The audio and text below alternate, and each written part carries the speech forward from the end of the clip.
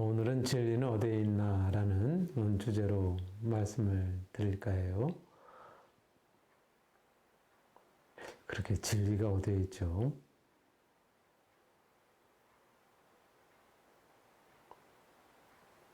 제가 생각할 때는 진리는 없는 것이 없는데요. 진리는 어느 종교에만 있고 또 어느 신성한 공간에만 있고 그런가 싶어요. 한 30년 정도 전이었던 것 같아요. 한 40여 년 정도 되네요. 제주도에 갔다가요. 제주도에서 완도로 가는 그 배에 몸을 싣고 갈 때였어요. 그때 여름이었는데, 그 공간에는, 서울대 기독교 동아리에 있는 사람들이, 그쪽에 있더라고요. 아마, 어떤 훈련을 다녀오든지, 수련회를 다녀오든지 그랬던 것 같아요. 가는데, 한 그 대학생으로 보이는 사람이 제 곁으로 오더니 그런 얘기를 해요. 하나님을 믿냐고요. 그래서, 하나님 믿어요. 라고 했더니, 굉장히 반가워 하더라고요. 그래서 제가 물었어요. 다른 종교를 인정하세요? 그랬더니, 인정하지 않는데요. 그래서, 왜요? 그랬더니, 성경에, 다른 신을 섬기지 말라고 했다라고 합니다. 그래서 제가 물었어요. 하나님은 진리요, 빛이요, 생명이다 라고 했지요. 그렇다면 진리를 믿는 종교라면 다 하나님을 믿는 것과 다르지 않지 않나요? 라고 제가 물었어요. 그런 것 같기는 한데요. 기독교는 그래도 하나님을 믿지만은 다른 종교에서는 특히 불교 같은 경우에는 사람을 믿지 않느냐. 그렇게 얘기를 하는 거예요. 사실은 불교에서도 진리를 믿거든요. 제가 그랬어요. 그래서 부처님은 신이 아니다라는 거예요. 그래서 원래 삼신불이라고 했는데 법신, 보신, 화신이 있는데 법신은 부처님의 마음, 보신은 부처님의 지혜, 화신은 부처님의 활동하는 모습, 또는 법신은 비로자나불이라서 진리 본체를 얘기를 하고요. 그리고 보신불은 노사나불이라서 지혜불을 얘기를 하고요. 그리고 화신불은 서거머니 부처님을 얘기를 한다. 그런 얘기를 좀 해줬어요. 해줬더니, 그렇더라면 거기에도, 하나님을 믿는다라고 얘기는 할 수 있을 것 같네요. 라고 좀, 제가 얘기하듯이 약간 좀 어눌하게, 약간 마땅치 않게, 얘기를 해요. 그래서 제가 다시 좀 물었어요. 하나님은 어디 계시나요? 물었어요. 그랬더니 무소부재하시다 이렇게 얘기를 하더라고요. 어디는 아니 계시는 곳이 없다 이러는 거예요.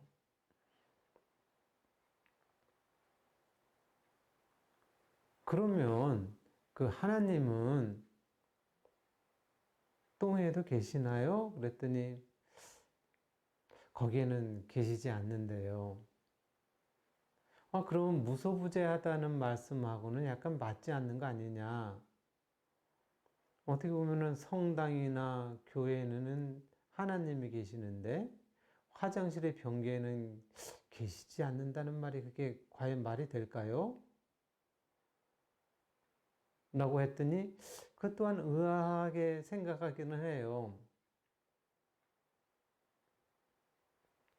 제가 그랬어요. 하나님은 기독교뿐만 아니라 불교에도 교도소에도 어디에도 있지 않겠느냐. 그랬더니 대체 그럴 수 있을 것 같다라고 얘기는 하더라고요. 저는 그렇게 생각을 하게 됩니다. 하나님은 성당, 교회뿐만 아니라 절에도 있고 원불교 교당에도 있고 또는 화장실에도 있고 안에 계시는 곳이 없다.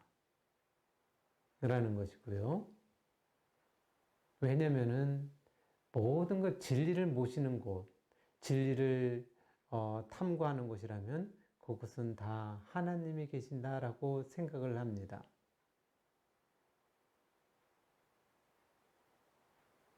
제가 이렇게 말씀을 드리는 것은 기독교를 폄훼하려고 얘기하는 것은 아니에요. 저는요, 기독교인이 불교인보다 더 영성을 닦아가는 사람이, 인성을 닦아가는 사람이, 성품을 닦아가는 사람이 있을 수가 있고요. 불교인이 기독교인보다 더 믿음이 강할 수도 있다. 더 나아가서 진리는 성당, 절, 또는 교당에 뿐만 아니라 앞으로는 어쩌면 저 시골에 있는 장터에 더 진리가 있을 수 있다라고 생각을 해요.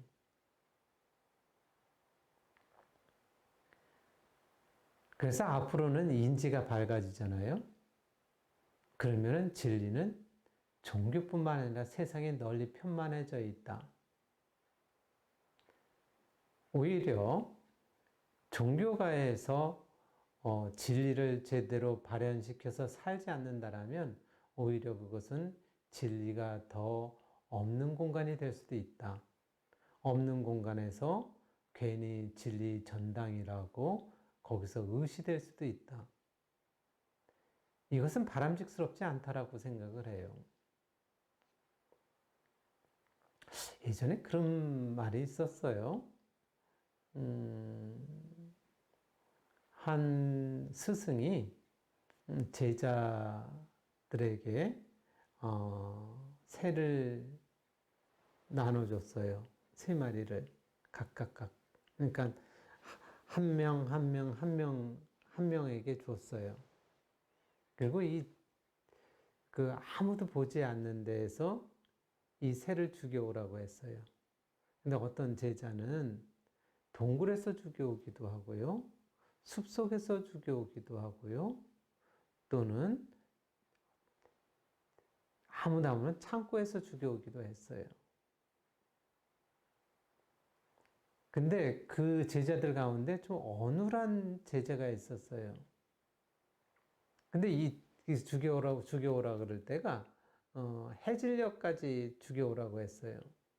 근데 이 어눌한 친구는 해가 지려고 하는데도 거의 안 오는 거예요. 그러니까 많은 사람들이 혹시나 다른 데에 사고가 당하지 않았을까나 어쩔 거나라고 해서 걱정을 했어요. 근데 멀리 어스름한 데서 이게 땅거미가 질 때 이렇게 오는 거예요. 그러는데 그 손에는 세 장의 새가 있는 새가 살아 있어요. 그래서 과거에는 좀 그랬거든요. 남자라면 좀 강단 있게 그 정도는 어떻게 보면 죽여올 수 있어야 된다라고.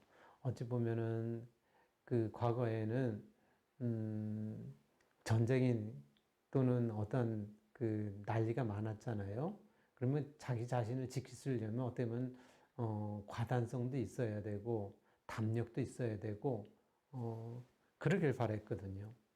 그러니까 그 친구에게도 너무 나약하다라고 생각을 할 수 있었던 것이었어요. 그래서 스승이 물었습니다. 너는 왜 그렇게 그 하나 그렇게 죽여오라고 했는데 그걸 못 죽여왔냐? 그랬더니 그 제자가 그럽니다. 창고에 가서 죽여올래도 거기에도 신이 존재하고요. 동굴 속 깊은 곳에서도 보이지 않는 곳에서도 신은 존재하고요. 저기 숲속 깊은 곳에 가도 신은 존재합니다. 그래서 죽일 수 없었습니다. 그랬더니 스승이 내가 어떻게 저런 제자를 사랑하지 않을 수 있겠느냐라는 거예요. 이 얘기 오래전에 읽었던 책이어서 책 제목이 생각나진 않지만은요. 이 이야기 책은 듣고 나서 그랬어요. 제 가슴 속에든 내 가슴 속에든 늘 신, 즉 진리를 내가 품고 사느냐. 늘 진리를 내가 함께하고 있는가라는 거예요.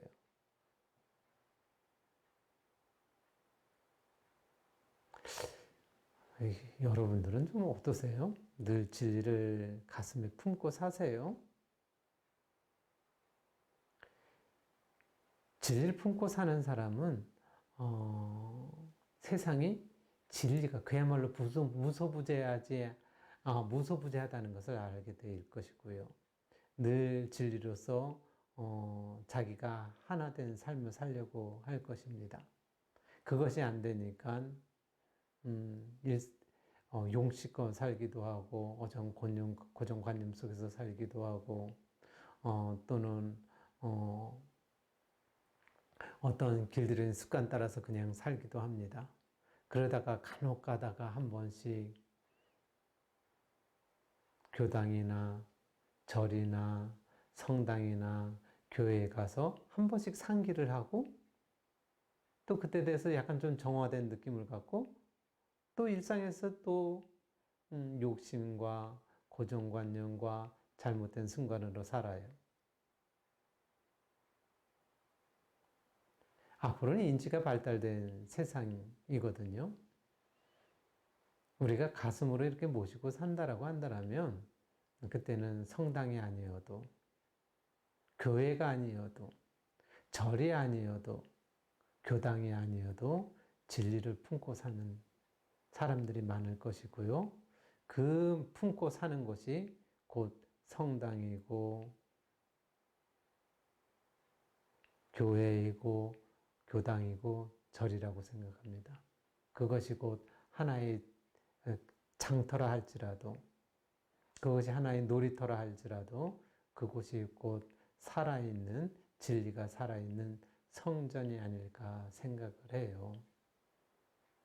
앞으로는 진리는 더더욱 일상생활에서 더 편만하게 살아날 것이라고 생각을 합니다.